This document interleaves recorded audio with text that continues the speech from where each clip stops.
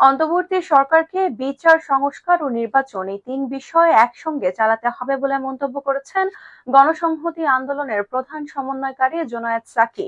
জাতীয় প্রেস ক্লাবের সামনে ঐতিহাসিক ফারাক্কা লং মার্চের 50 বছর উপলক্ষে গণসংহতি আন্দোলন আয়োজিত এক সমাবেশে তিনি এসব কথা বলেন। অন্তর্বর্তী সরকারের প্রধানের উদ্দেশ্যে জোনায়েদ সাকি বলেন, বিচার, সংস্কার ও নির্বাচন এই তিন বিষয় একসঙ্গে চালিয়ে বাংলাদেশকে একটি যথার্থ উত্তরণের পথে নিয়ে যাওয়ার দায়িত্ব আপনার কাছে।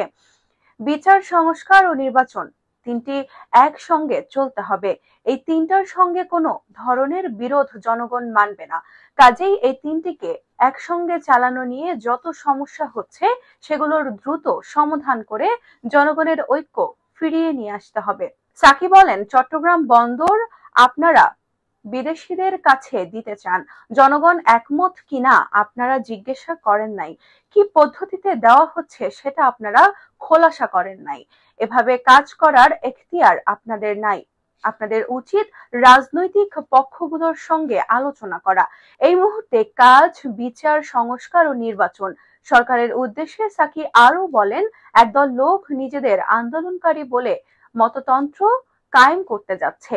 তারা নারীর উপরে আক্রমণ করে, মাজারে আক্রমণ করে, তারা হিন্দু সম্প্রদায়ের ওপর আক্রমণ করে। তাদের বিরুদ্ধে ব্যবস্থা নিতে হবে। যার শক্তি বেশি তাকে ছাড় দেবেন, আবার কাউকে অপছন্দ হলে তার সঙ্গে দীর্ঘ শত্রুতা করবেন। এসব আচরণ আপনাদের সরকারের বৈশিষ্ট্যের সঙ্গে যায় না। গণসংহতি আন্দোলনের প্রধান সমন্বয়কারী বলেন, শেখ হাসিনার গদি মানুষ উল্টে দিয়েছে, ভারতের আধিপত্যকে উল্টে দেওয়া হবে।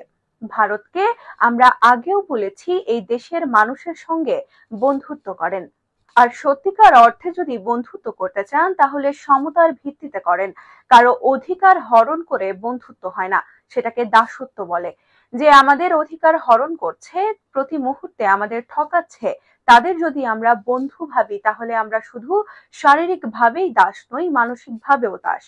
সাকি আরো বলেন, ছাত্রনেতারা রাষ্ট্র পরিচালনায় গিয়েছেন, উপদেষ্টা হয়েছেন, একজন উপদেষ্টাকে অসম্মান করা কোনোভাবেই সমর্থনযোগ্য নয়। তাকে অবশ্যই জবাবদিহি করতে হবে। কিন্তু আমরা উপদেষ্টাদের বলি, আপনাদের আন্দোলনের ন্যায্যতা বুঝতে হবে। জগন্নাথ বিশ্ববিদ্যালয়ের ছাত্রদের ন্যায্য দাবি মানার জন্য আলোচনায় বসুন। আলোচনায় না বসে কায়দা করে দীর্ঘ সূত্রতা করে আপনারা কি পরিচয় দিচ্ছেন নিজেদের? সরকারকে পরিষ্কার করে বলতে চাই, অন্তর্বর্তী সরকার সবার আন্দোলনকারীদের সমর্থনে তৈরি হয়েছে। এটা কোনো একটা পক্ষের সরকার নয়। আপনাদের কাজ হচ্ছে দ্রুত সমস্যাগুলো সমাধান করা। যে সমস্যা সমাধান করতে পারবেন না, দ্রুত সব পক্ষের সঙ্গে আলাপ করে সমাধানের উদ্যোগী হন।